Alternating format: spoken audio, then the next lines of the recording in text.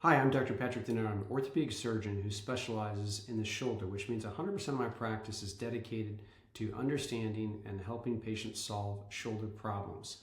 So I'm going to show you in this video how I approach evaluating a rotator cuff tear on MRI. Now, I first, of course, begin by understanding symptoms and the physical examination, but once I go to the MRI, I want to understand the tear pattern and the repair options that we might have if surgery is what is chosen. So I begin by looking at the axillary sequence. Now, the axillary sequence is when somebody's lying down, we're going to go top to bottom. So here we're looking at the humeral head or ball on the right side and on the glenoid on the left side. So here's the humeral head and the glenoid. We see a little bit of arthritis or cystic change, in this case, on the glenoid. But here I want to point out the biceps tendon. And we're going to track the biceps tendon up and down. And it's important to do that because as we track up and down, it's often that radiologists and surgeons miss tears, especially of the upper subscapularis tendon.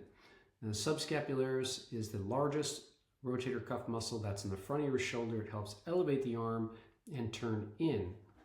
And again, it's really common these tears are missed. In fact, studies we've done have suggested that radiologists miss these tears in 50% of cases.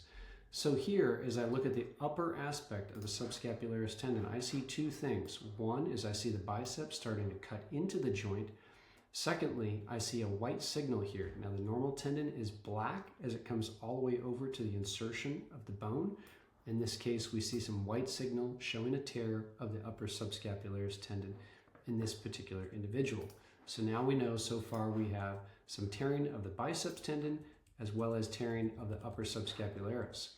Next, I'll move on to what's called the coronal view. This is looking at the patient or individual straight on from front to back as if they're standing up. Here we're going to evaluate the supraspinatus and infraspinatus. We have the humeral head again on the right, or the ball on the right, and the glenoid or socket on the left. Again, we do see a little bit of arthritis in this case. It's not so much that it needs a shoulder replacement in this particular case, but we do see that there's some arthritis. Now, in this sequence, we see that muscle is in gray and tendon is in black. So here's the supraspinatus in gray on top, and then we see the tendon on after that in black.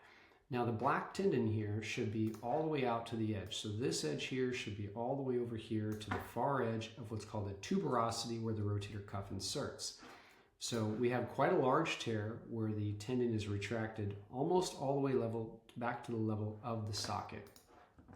So this is going to be a very large tear. As we go back, we can see the infraspinatus coming around the back of the shoulder, again, muscle in gray, tendon in black, and that is all intact. So far we have a tear of the upper subscapularis and a tear of the supraspinatus tendon, with particularly the supraspinatus tendon being pulled back to the level of the socket.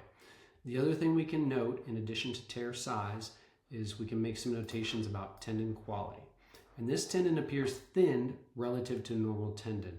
So this is going to present some challenges for repair when it comes to do that procedure. Next, I'll move on to what's called the sagittal images. Now, sagittal images are going from the side. So picture outside in, as if somebody is standing. We're going to look at the front of the shoulder. The front of the shoulder, here's the biceps tendon coming up, and then the back of the shoulder. So the back of the shoulder here, we see the infraspinatus tendon. As you can see here, this infraspinatus tendon is tacked, coming all the way around. But right here on the top of the shoulder, the supraspinatus tendon is absent.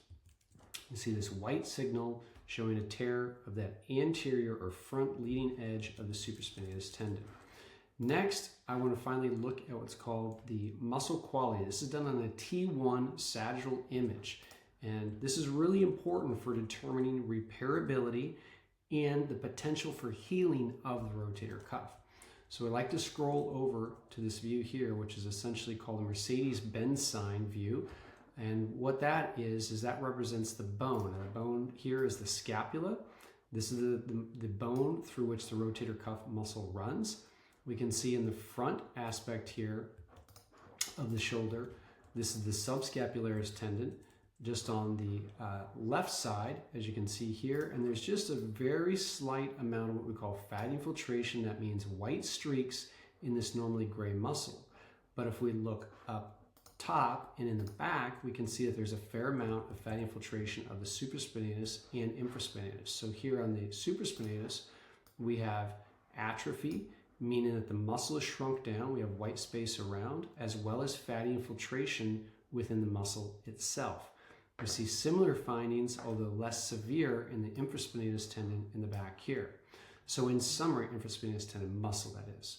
So in summary here, we have a large tear of the rotator cuff that involves the subscapularis tendon and the supraspinatus tendon. There's some associated fatty infiltration or atrophy of the rotator cuff.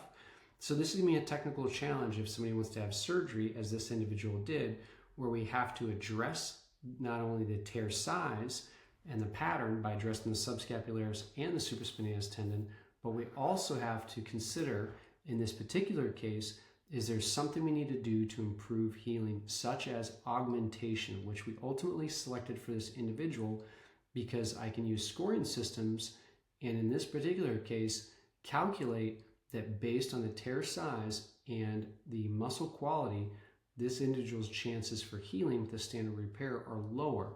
So we chose to use augmentation in this particular case, and she ended up having an excellent outcome. But hopefully that gives you an overall view of how I approach MRIs of the rotator cuff. Again, looking at the patient, starting with the axillary view, then going to assessing the superior rotator cuff, which gives me more view of the tendon tear size and the tendon quality, and then finally looking at the muscle quality, which really plays into healing potential. Thank you very much.